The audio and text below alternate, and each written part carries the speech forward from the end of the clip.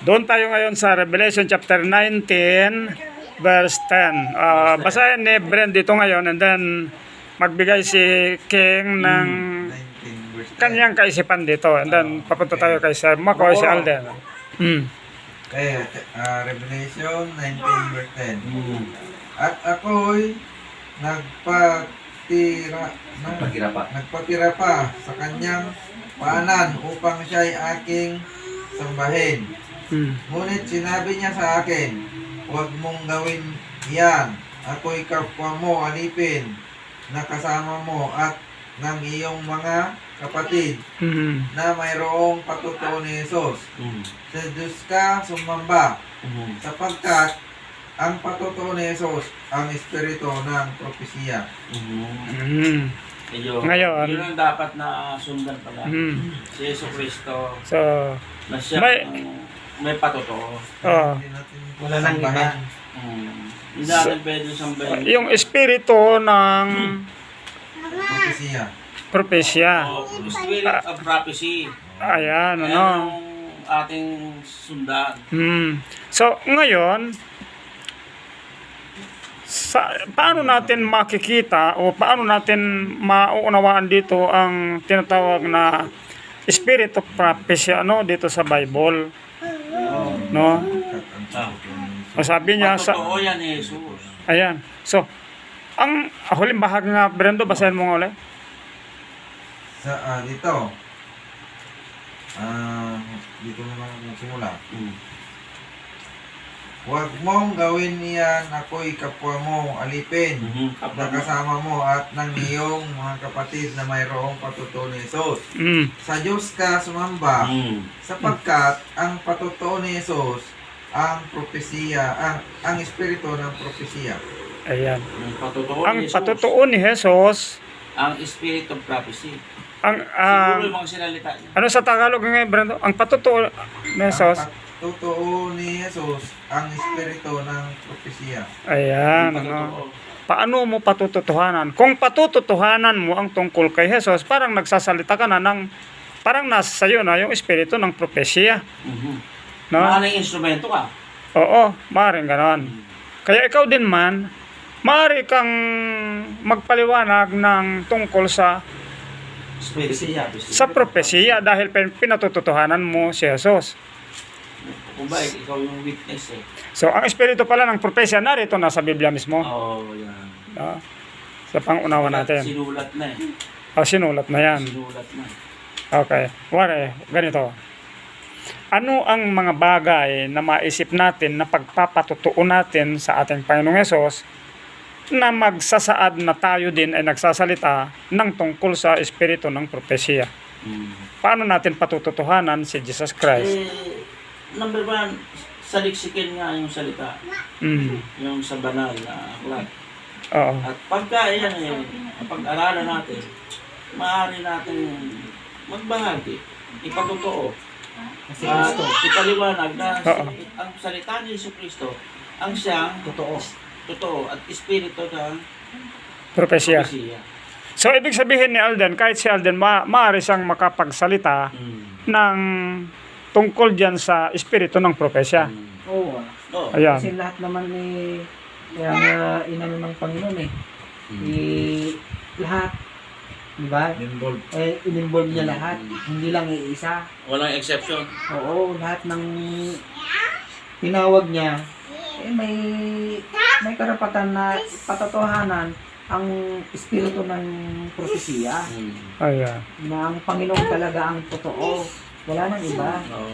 Hinga natin si Sir Makoy ng karagdagang mas maliwanag pa nga. Nabanggit na nila lahat yung gusto mong sabihin eh. Pero maganda yun. Kasi, inutos ka sa atin ng Panginoon na mag-spread tayo ng gospel eh. Diba? Pero bago mo kasi gawin yun, hindi mo kasi pwedeng ibigay yung wala ka. Tama. Kailangan i-equip mo na yung sarili mo yung katotohanan para ma-share mo yung katotohanan. Tama. Meron ka muna nung gusto mong ibigay bago ka makapagbigay. Tama. Ibig sabihin pala, Parang kwan niya ng parang tayong salamin eh. Mhm. na kung ano yung ibinigay ni Jesus sa atin, i-reflect lang natin. Mhm. O, kasi yun ang natanggap natin eh. Dapat, kung ano yung natanggap mo, huwag mong kukulangan, huwag mong dadagdagan. Yun lang din ang ano mo. Ayun. Kaya ngayon tama eh. Yan. Tama lang. Tamang ibigay natin. Kaya kailangan natin mag-aral, kailangan natin maging student muna ng Biblia Na tama. na tama Tama. para maibigay natin din ng tama sa iba. Yung pag-spread ng gospel, maganap natin yun, magampanan natin na naaayon sa kagustuhan ng Panginoon. So, napakaganda pala. Ibig sabihin pala, pag nag-aaral tayo ng banal na kasulatan, and then sinishare natin ito, tayo mismo gumagawa at nagpapatunay ng espiritu ng propesya. Ah, ito pala, Kasi tayo napakaganda ang pala. instrumento nga niyang Panginoon Jesucristo. Oo, no? So, tama nga, ano? Tama lang na tayo ay gamitin. Ang pagpapatutuo sa ating Panginoong Hesus, sabi ng angel, siya daw ito ang espiritu ng propesya. Kaya, tama nga. At ang goal, dadalhin natin sila kay Kristo. Ayan. Wala nang iba pa. Iyon! Ayan. Sinasabi na, never Ayan. na steps to Christ. At Ayan. magpatungo kay Jesucristo. So, Wala nang iba. Wala nang iba. So, Wala nang ibang dadaanan Ibang na daan. pupunta kay Kristo. Direct to the Christ talaga. oo, ano? Takbang. Wala na. Takbang man lang patungo kay Oo. Jesucristo. No? Kasi malinaw naman na bakit kay Kristo? Kasi utos niya eh. I am the way, the truth, and the And the life. life. Nobody comes to the Father but through me. Ayun. Wala nang ibang pinto, wala nang ibang Ayun. daan papunta sa Ama niya. O, ano bang sinabi Ayun. ng Sa mga Kanya lang. ano bang sinabi Ayun. ng mga disipulo niya? Mm. Si Kristo ang totoo. Yeah. Hindi nila sinabi na kami ang Oo. totoo. Mm. Hindi. Sabi Tama. Si ko ba, Kristo ang totoo. Yun ang mga Sino yung disipulo. nagpatotoo ng propesya? Oo. Oh, ayun. Isang bahagi yun ng propesya, espiritu ng propesya, no? Yung pagpapalaganap ng kanyang gospel. Ayun. So, maunawaan natin ngayon Ano sa na, gospel po? pinapatutuhanan nila yung nalalaman nila. Ayan. Binigay sa kanila ni Jesus. At kung may dagdag ko pa, kung magbabahagi tayo, tinanggap natin yung aral, yung magandang balita, yung gospel ng libre, Oo. ibigay din natin ng libre. Siyempre din. oh, Walang... So huwag tayong magpapabayad. ayun. So, basahin mo ngayon, Brendo, sa Matthew chapter 10, verse 8. Naman. Sige, chapter 10. Yo, chapter 10. Umpisan mo sa 7, verses 7 and 8. Magandang ano yun chapter na yun Oh, chapter 10, verses 7 and 8. Matthew. Matthew chapter 10 verses 7 and 8. Mm. Patuloy At habang kayo ay humahayo, ipangaral ninyo Mm. at sabihin, malapit na ang kaharian ng langit. Mhm. Pagalingin ninyo ang mga may sakit. Oo. Mm. Mm. Buhayin ninyo ang mga patay. Ito na. Linisin ninyo ang mga titungin. Mhm. Palayasin ninyo ang mga demonyo. Oo. Mhm. Tinanggap ninyong walang bayad, Oh. ibigay ninyong walang bayad. Yo. Ayun. Maniwala pala. Utos yun. Oo. Si Jesus mismo nagsalita. Oo, ano. Sa utusan. So ayaw na niya, ayaw na ng ating Panginoon yung mga nauna noon, yung mga naabutan niya. Ayaw Oo. niya na yung mga bayaran. Ayaw Ayun. niya ng upahang pastor. Alam niya kasi nangyari sa mga tupa niya eh. Ayun. Hindi aalagaan ng mga bayarang pastor yung mga tupa kasi hindi naman kanya yung mga tupa, upahan lamang yung pastor na yun. Ayun. Parang ganito, may teksto dyan sa... Bayad lang yung ano niya, yung mahalaga sa kanya. Mahalaga, oo. Mm. Oh, receiving. Oh, dito sinabi dito sa Matthew, nabihasa natin, tinanggap mo na walang bayad, ibigay mo na Ibahagi walang mo na bayad. Ang ganda. Oo. Ano? Oh. So, doon, Narinig mo yan, Go. Oo. Inaaral natin yan. Matthew Mm. 10, 7, 8. Social pension. Tingnan natin ngayong itong Isaiah chapter 56 verses 10 at 11. Meron din sinasabi si Isaiah dito tungkol dyan sa paano, Pagbabahagi na walang bayad. Isaiah 56. 56 56. verse 10 at 11. 10 at 11. Oo. 10 at 11. 56.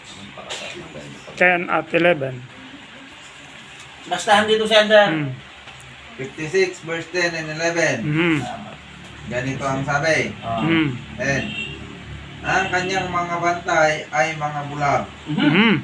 silang lahat ay walang kaalaman. Mhm. Silang lahat ay mga piping aso. Pipi. Piping aso. Mhm. Oh. Sila'y hindi makatahol, Mhm. nananaginip, Mhm. nakahiga, Mhm. maibigin sa pagtulog. Mhm. 7. Kaibigan sa pagtulog. Ang mga aso ay matatakaw. Aha. Sila'y kailanman ay walang kabusugan. Mhm. At sila'y mga pastol na walang pangunawa. Silang lahat ay lumihis sa kanilang sariling daan. Bawat isa'y sa kanyang pakinabang hanggang sa kahuli-hulihan. Okay, so ito, may binabanggit dyan, ano, may tinutumbok siya dyan tungkol sa mga pabaya. Pabaya. May mga pabaya noon na hindi inaasikaso, no, kundi nagtutulog lang May sila. kilala ako niya. Mm. So, So- bakit magpapabaya? Oo. Bakit kaya?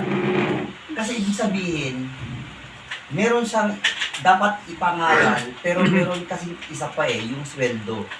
Mhm. Sabi, you cannot serve two masters Mhm. Kaya magiging pabaya ka na Kasi you will love the other and you will despise the other.